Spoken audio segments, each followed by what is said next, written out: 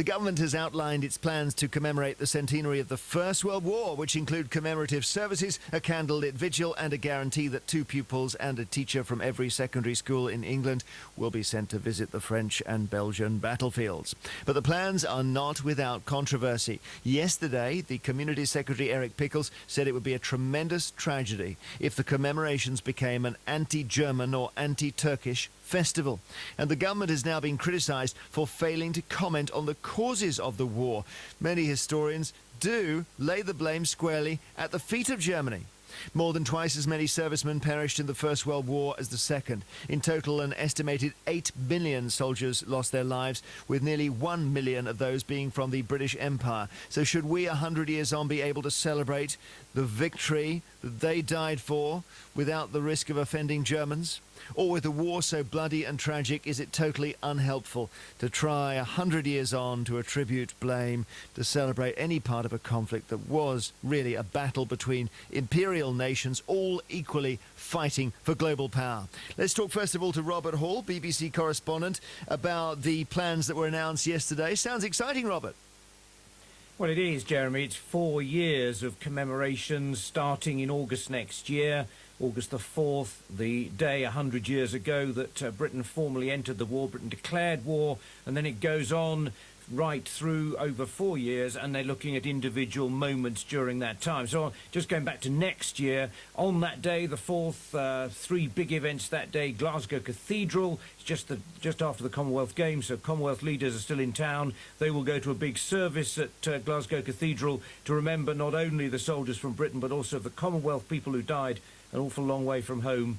Later in the day, they go to a cemetery called Saint-Symphorien in Belgium, near Mons, and that is a cemetery where British and German casualties were buried. In fact, the first British soldier to die and the last British soldier to die in the First World War are also buried there. So that's described by the government as an act of reconciliation. And then in the evening on that day, at Westminster Abbey, there's a candlelit vigil, and they hope that'll be repeated in communities around the UK, and the candles will be put out. Remember that phrase, the lights are going out, that will symbolise that moment. So it is a big deal, and it's not just next year. And you have a sense, Robert, do you, of the government doing a bit of a balancing act here?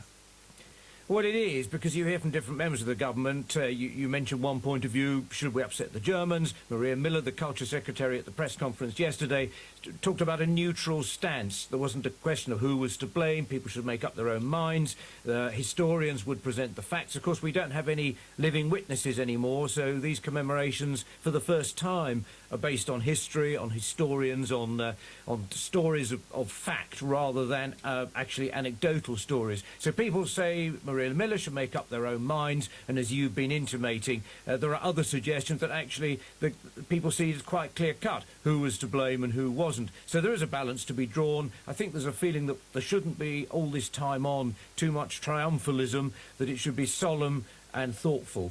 Thank you very much, Robert Hall, BBC correspondent. We're joined by 2 historians. Sir Max Hastings, war historian and journalist, definitely doesn't want it to be neutral. And Neil Faulkner runs many First World War archaeology projects around the world, and he's editor of Military History Monthly. Sir Max, first of all, you're concerned at the drift of this? I don't think, when I heard you use the word celebration, Jeremy, a minute ago, nobody in their right mind could celebrate the First World War, which was a catastrophe for Europe and for Britain.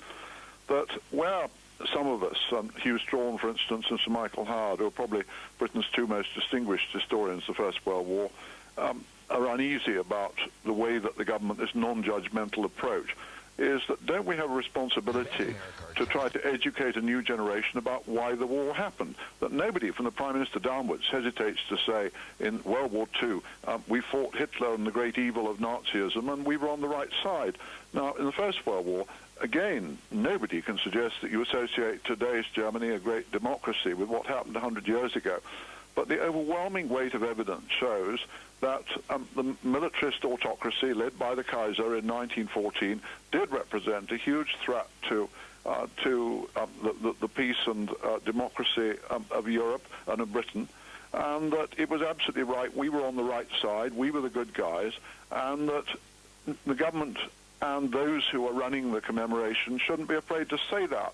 that, yes, it was ghastly. No triumphalism, please. How could anyone be triumphalist about this great catastrophe? But let us try and tell a new generation the facts, that it was as important that the soldiers, the First World War, who died, made that sacrifice and made that extraordinary contribution to defeat the Germany of 1914 as it was to defeat the Germany of 1939-45. Okay. Neil Faulkner, can you just remind us how the First World War began?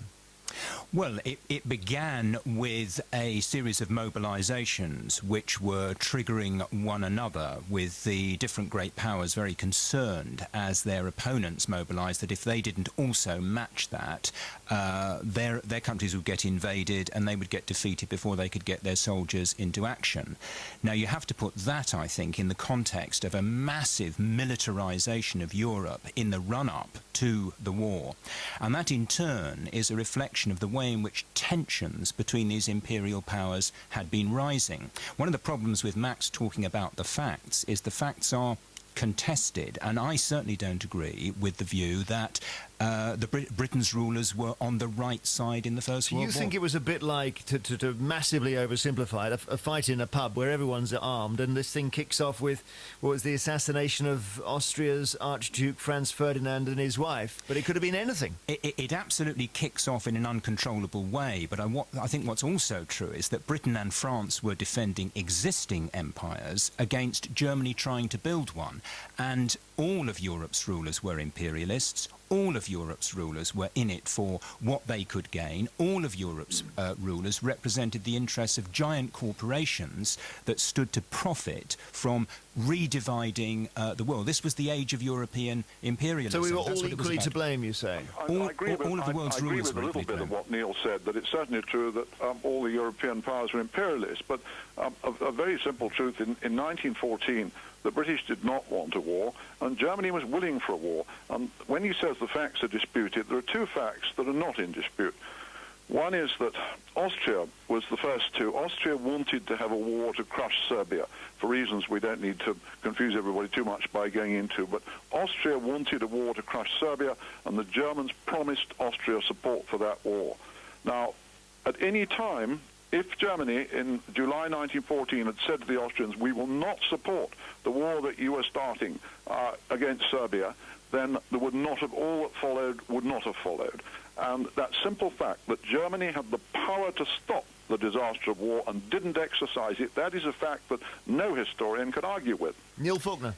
I don't think it's an argument about that. I think the question is, it's not about who fires the first shot. It's actually about the fact that Germany felt that the militarization of her imperial competitors meant that it was in her interest to fight sooner rather than later. But that's a reflection of a context in which these imperial powers are competing with each other and militarizing in opposition to each other. But so Germany was committed to the dominance of Europe.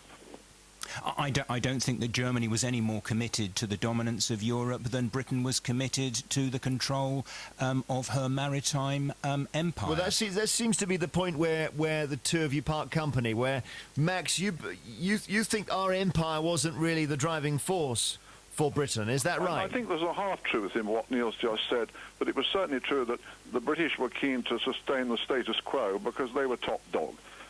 But again, I come back to the point. The British, nobody can sensibly accuse Britain of wanting a war in 1914, and the Germans were willing for that war.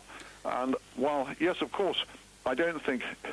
I heard a German historian a couple of years ago describe the July crisis of 1914 as the most complicated series of events in modern history, and I think that's absolutely true. So we all have to be careful about oversimplifying, but at the same time, in the end, one has to come to the judgment. If Germany had won the First World War, I would stick to the view most firmly, and so would all the historians that I respect, that it would have been a catastrophe for democracy in Western Europe. Well, that often people say of the Second World War that if we hadn't won it with America's help, we would all be speaking German. Is it fair to say that about the First World War, Max? I think what you can say, you can't totally equate the Kaiser's Germany with Nazi Germany, because Nazi Germany was committed to the genocide against the Jews, which the Kaiser's Germany wasn't.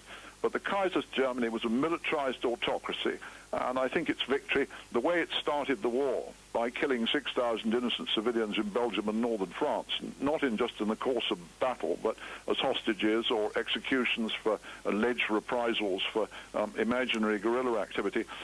Germany in 1914, it was a pretty nasty place. What everyone says about the other Western European powers, France, Britain and so on, they were genuine democracies in a way that Germany was not. If Germany had won, we would all have been very, very sorry. And I think that bears saying in this commemoration.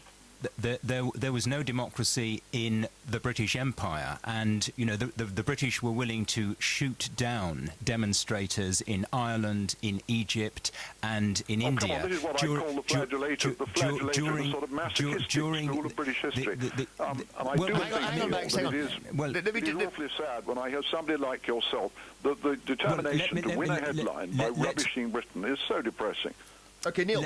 Let me make the point. The British were happy with the status quo because they already ruled a quarter of humanity. Of course, they were happy with the status quo, and there was absolutely no question of any democracy or independence in the British Empire. Do you think there's a danger, Neil, of this anniversary commemoration being celebrated by the wrong people or lots of people? I think it's inevitable that it will be contested, and I think what I can say is that those of us who are involved in the Stop the War movement will be actively involved in putting an alternative message that we should understand the lessons and we should use those lessons to promote a world of peace and democracy and solidarity. Thank you. Thank you very much, Neil Faulkner, who runs many First World War archaeology projects, and Sir Max Hastings, war historian on the other side of the fence, journalist as well.